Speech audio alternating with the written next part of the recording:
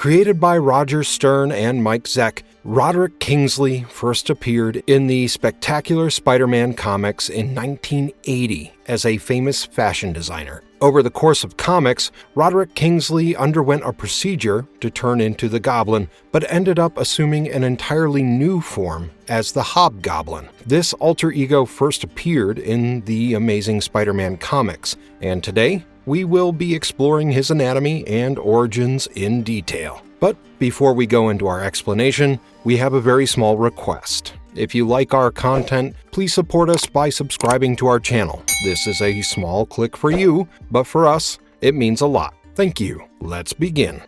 Who is Hobgoblin? For starters, Roderick Kingsley was introduced as a famous fashion designer who often made enemies due to his unconventional methods. He did not shy away from sabotaging his rivals or using unfair means to popularize his clothes, and in one such instance, he ruined Belladonna's fashion company with a smear campaign. Roderick also had several criminal connections, such as George Hill, who would often get into trouble with Spider-Man. In a surprising twist of events, George was trying to evade Spider-Man when he came across the original Green Goblin, aka Norman Osborn's secret base. He then rushed to Roderick to share this information with him, but the latter repaid his kindness by killing him to ensure nobody else had access to the secret base. Roderick then made his way to Osborn's old base and came across some of his old journals, along with all the equipment and devices that helped him turn into the Green Goblin.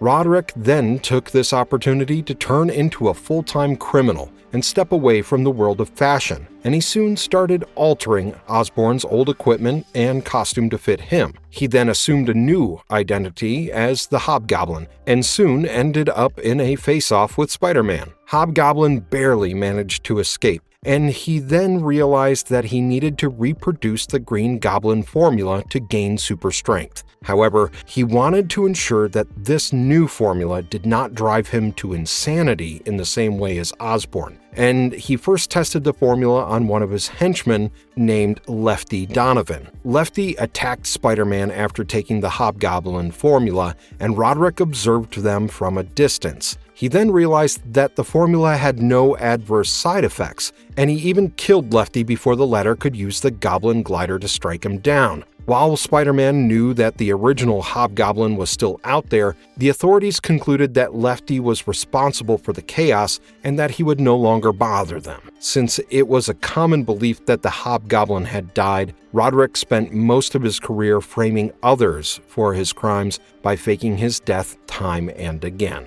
How did Hobgoblin stir up trouble in New York? What is Hobgoblin's connection to Norman Osborn? Hobgoblin then tweaked Osborn's formula to get rid of any minor side effects and finally used it himself. He was quite surprised to learn that the formula had given him enough strength to be on par with Spider-Man, and he then fought against the superhero and Black Cat. Their fight drew a lot of attention, but Hobgoblin once again convinced everyone that he had drowned and died. He then decided that he was not made for a life of crime where he was constantly at risk of being caught, and he then manipulated a news reporter named Ned Leeds into believing that he was the Hobgoblin. This took the attention off Roderick, and he further tricked Leeds into helping Richard Fisk into becoming the Rose. All these events kickstarted the gang wars that led to the city's destruction, while Roderick remained behind the scenes and reaped all the benefits. However, he soon started getting bored of staying in the shadows,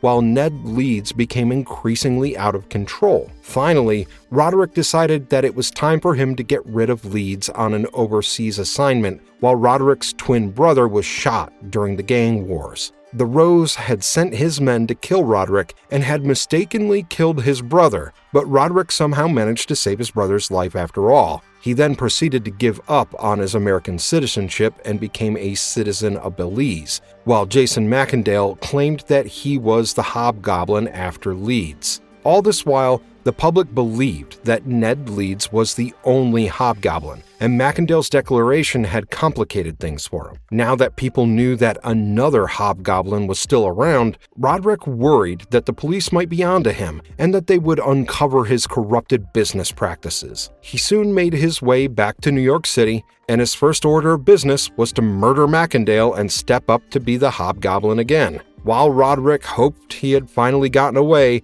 Ned Leeds' widowed wife was onto him, and she teamed up with Spider-Man to catch him red-handed. In fact, she ensured that he was caught and thrown into prison, where he remained for a long time until Norman Osborn returned to town. Soon after Norman's return, Kingsley spread rumors about Norman being the original Green Goblin, hoping he would come after him. He then claimed that he had one of his journals, and this ruse finally worked as Norman plotted to help Roderick escape prison. The two fought, but they soon realized that they were matched in power. They mutually came to an understanding, and Osborn then took control of Roderick's corporation while the latter returned to the Caribbean and secretly retained some control over his accounts.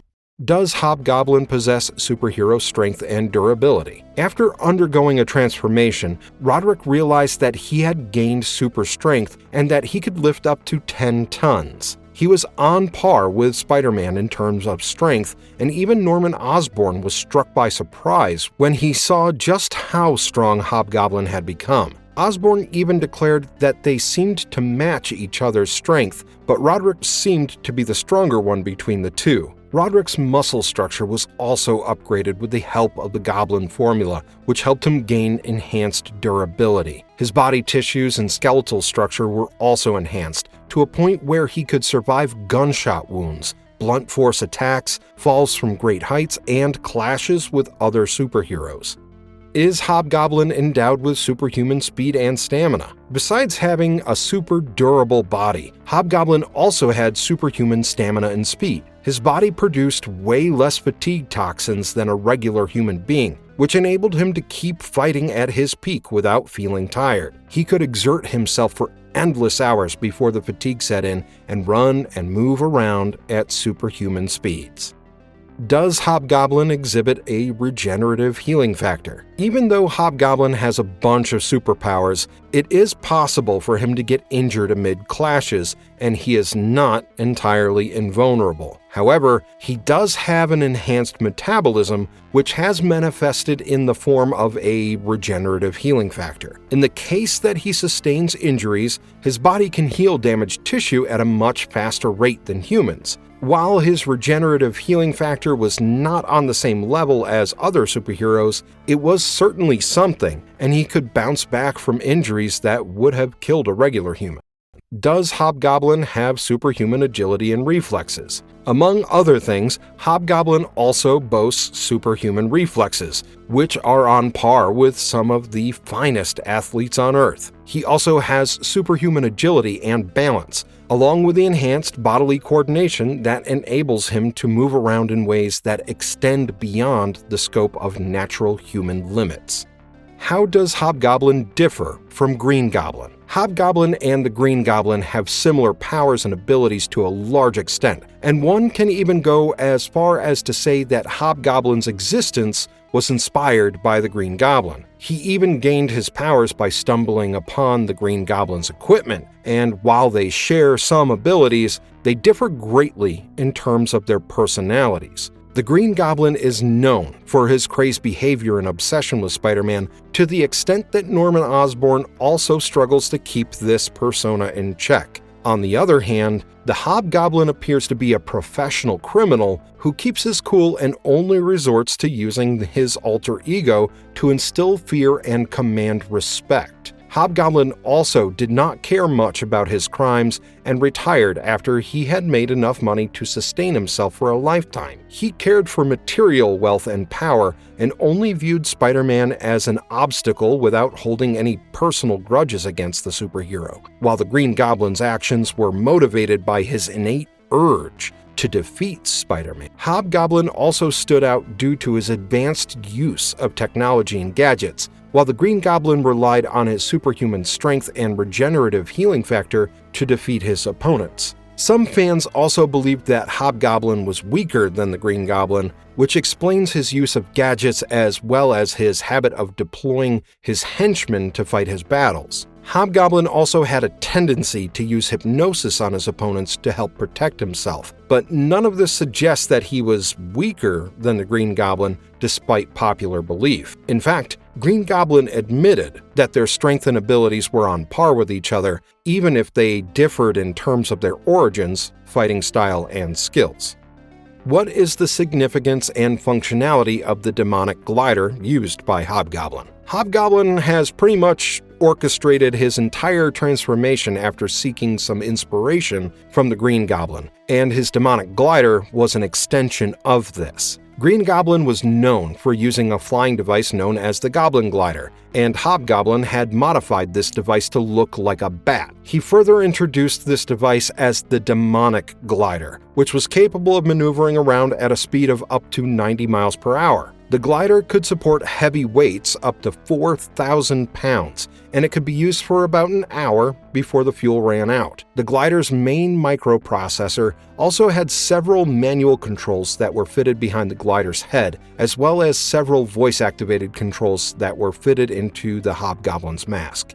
Alternate versions of Hobgoblin. So far, there have been about 3 alternate versions of Hobgoblin, all hailing from different realities. One such version was Hobgoblin 2211 from Earth 9500, who was also known as Robin Born. Robin was the daughter of Earth 9500 Spider-Man Dr. Max Born. On the other hand, Earth 982's Hobgoblin was an assassin who had been hired to kill Spider-Man, Spider-Girl, as well as Normie Osborn. While he was unsuccessful in his mission to kill them, MC2 Hobgoblin did manage to kill the Venom symbiote and tried to establish himself as the new Kingpin in the criminal world. He did not have a whole lot of success in this mission, and he eventually went back to the Caribbean and waited patiently for his return. He ultimately returned to New York amid a gang war and used the situation to his advantage. While he almost succeeded at becoming the new Kingpin, Spider-Girl's clone struck him down and killed him for good. Hobgoblin also appeared in the Ultimate Universe on Earth 1610 as Harry Osborn, but he was ultimately killed off by Norman Osborn. How has Hobgoblin been portrayed in media? Hobgoblin appeared in the animated Spectacular Spider-Man series, where he was voiced by Courtney B. Vance. He only appeared in one episode titled Accomplices, and this iteration of Roderick Kingsley was a mega-rich African-American businessman who owned a perfume factory. He had managed to outbid many competing crime bosses to secure the specifications of the Rhino's armor, and the show's creator had revealed that Hobgoblin was all set to be a major antagonist in the next season if the show had not been canceled. Hobgoblin has also appeared in several video games, such as Spider-Man and Captain America in Doctor Doom's Revenge, wherein he allies with Doctor Doom to defeat the superhero duo. He later appeared in the 1992 video game The Amazing Spider-Man 2, where he is a crime boss who is eventually defeated by Spider-Man. Later on, he appeared in Spider-Man Web of Shadows in 2008 and Spider-Man Shattered Dimensions, where he was declared as a new villain in the year 2099. This particular iteration was a clone of Roderick Kingsley paired with other past Goblin villains in the history of Marvel Comics, and Serena Patel had creatively merged all their traits to present this notorious villain. This version was voiced by Stephen Bloom, and he stood out among the other iterations of this character due to his special psi powers. He received these powers from a criminal, and he also gained a fragment of a tablet which combined together to amplify his abilities to an unimaginable extent. In fact, he was capable of inducing nightmarish hallucinations and shaking Spider-Man 2099 into a state of trauma. While he was adept at psychological torture, Hobgoblin was also a trained mercenary at the same time, and Alchemax eventually hired him to kill Spider-Man 2099. Marvelous verdict. And with that, we have reached the end of Hobgoblin's appearances in the Marvel Universe. While he is a popular character who has appeared in the comics, animated series, as well as video games, he remains to be quite underrated among hordes of other Spider-Man villains. However, he has managed to stir up a whole lot of trouble, and we hope you enjoyed exploring his exploits and powers with us. And if you liked our content, don't forget to leave a like and subscribe to us if you haven't already. Have a good one, and be safe out there. Thanks, everyone.